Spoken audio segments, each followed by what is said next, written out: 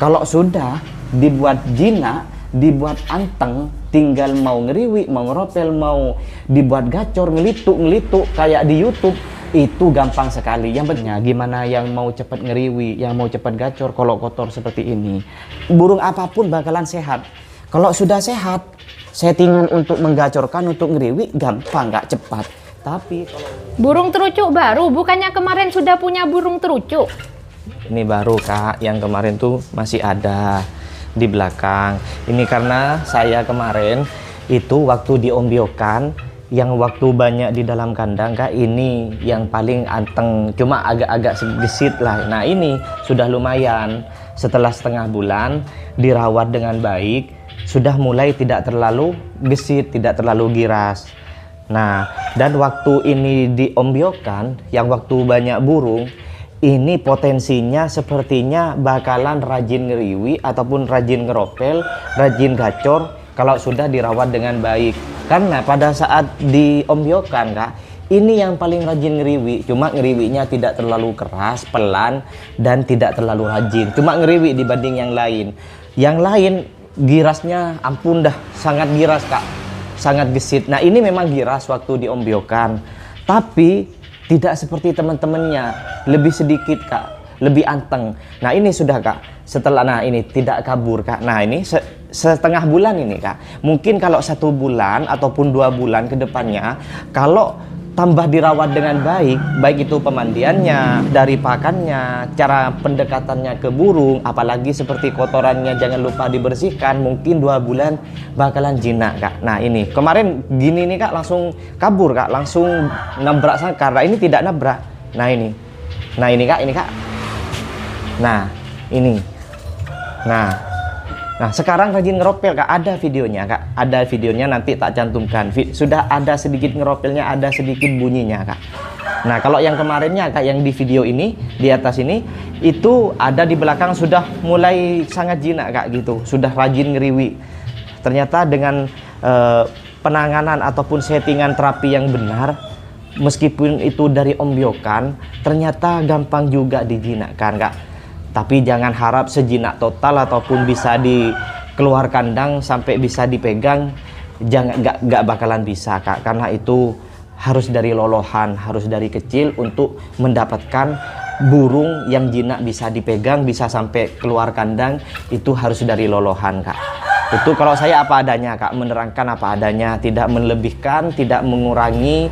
Kalau memang itu seperti itu penanganannya, tidak membohongi pada audien.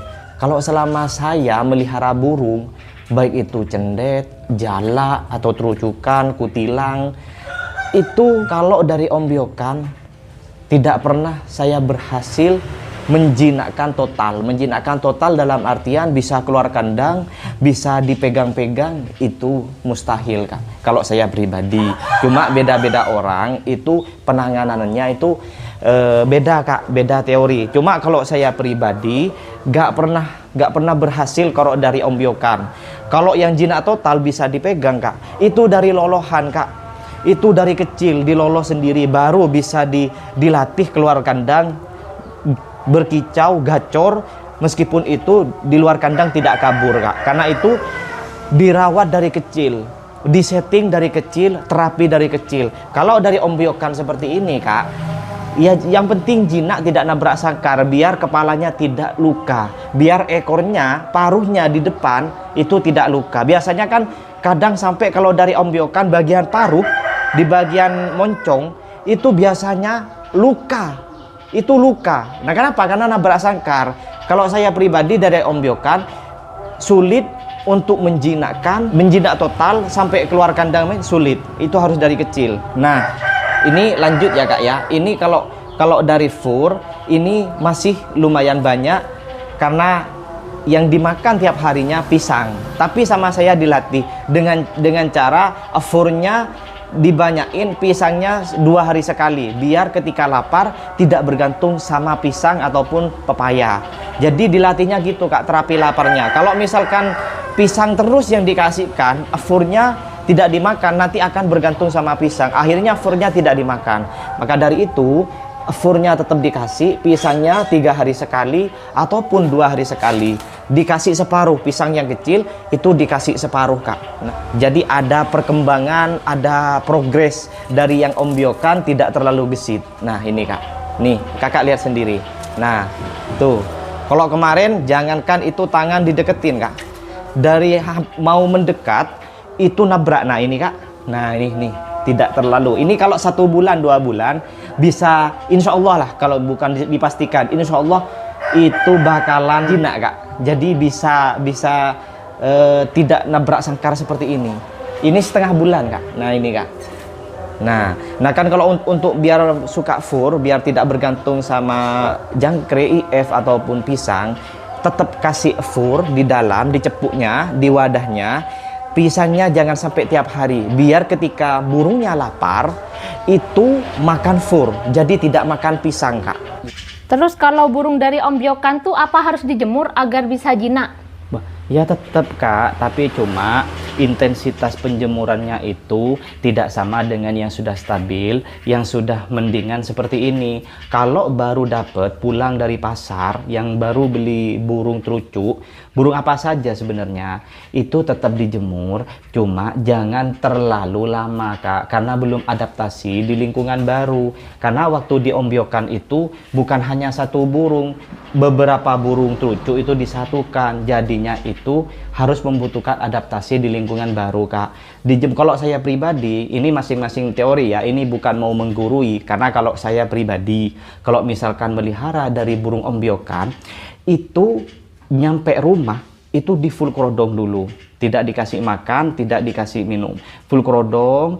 Nanti besoknya ataupun malamnya itu dibuka Kak, itu kerodongnya langsung disemprot dengan intensitas itu tidak tajam, biar tidak mengenai mata ataupun telinganya. Jadi semburan air yang keluar itu agak sauna, agak menyebar. Nah setelah itu pasti sih tetap itu nabrak, karena itu dari ombyokan. Nah itu tetap diangin-anginkan malam ya Kak ya, itu malamnya diangin-anginkan, ditaruh di atas. Setelah itu setengah kering, dikasih fur sedikit sama pisang ataupun kates. Nah setelah itu ditongkos Kak, di kerodong. Itu berlaku tiap hari Kak, tiap hari sampai mendingan seperti ini. Kotoran burung di dalam tuh Kak, apa tidak berpengaruh kalau tidak dibersihkan? Ya jelas berpengaruh Kak, kalau misalkan ini tidak dibersihkan. Karena kalau misalkan ini kotor Kak, terus timbul penyakit, banyak penyakit yang hidup di kotoran tersebut, terus terkontaminasi sama burungnya, gimana yang mau gacor, gimana yang mau ngeriwi. Nah kalau saya pribadi Kak, tidak harus nunggu banyak kotoran, setelah dibersihkan baru bisa dimasukkan lagi.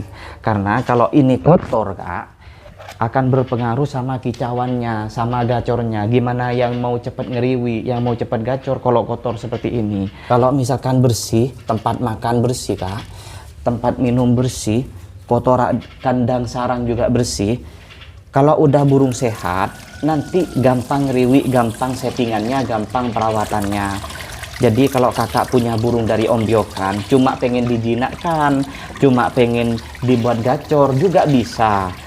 Asalkan perawatannya tepat, settingannya tepat. Mau dikasih extra fooding juga bisa, meskipun bukan burung predator kayak cendet dan murai, bisa. Cuma kalau saya pribadi, kalau burung seperti terucuk, seperti jala, itu ngasih jangkriknya itu cuma paling banyak ini 3 Kak. Cukup dikasih 3 ekor pagi dan sore. Yang penting itu makanan di habitat aslinya jangan sampai lupa. Seperti di alam liar itu Kak, kayak pisang, pepaya, itu jangan lupa Kak, harus dikasih. Nah ini Kak, kalau udah bersih gini, burung apapun bukan hanya terucuk itu gampang ngeriwiknya Kak. Nah gimana ini, gampang ngeriwiknya. Nah kalau udah bersih gini Kak, burung apapun bakalan sehat. Kalau sudah sehat, settingan untuk menggacorkan, untuk ngeriwik gampang Kak, cepat. Tapi kalau burungnya sakit karena kena kotoran, karena banyak karena tempatnya kotor kak. Gimana yang mau gacor kalau burungnya sakit-sakitan? Tapi kalau burungnya sehat, kalau cuma ingin menggacorkan ngeriwi, itu hal sepele kak. Yang penting jangan memikirkan untuk menggacorkan burung dulu kalau selama burungnya masih giras dan gesit. Kalau sudah dibuat jinak, dibuat anteng, tinggal mau ngeriwi, mau ngeropel, mau dibuat gacor, ngelituk kayak di YouTube, itu gampang sekali. Yang penting gini, dari ombyokan dijinakkan dulu, meskipun tidak jinak total, dibuat anteng, baru untuk settingan terapi untuk menggacorkan itu ada langkah-langkah berikutnya. Yang penting satu, kalau dari ombyokan, dari beli burung dari yang masih giras gesit, dibuat anteng dulu. Jangan mikir untuk penggacoran. Gini kak, oke, kalau kakak memang suka dengan video ini, kakak jangan lupa share dan subscribe. Nanti video-video selanjutnya akan saya posting, akan saya upload. Kalau misalkan ada pertanyaan, kakak bisa di kolom komentar, kita sharing-sharing. Saya bukan bermaksud untuk menggurui, ini sesama penghobi, sharing-sharing, saling mengasih informasi kak. Kakak yang sudah berpengalaman di bidang apa, saya mau belajar ke kakak gitu. Ketemu lagi di video-video selanjutnya. Assalamualaikum warahmatullahi taala wabarakatuh.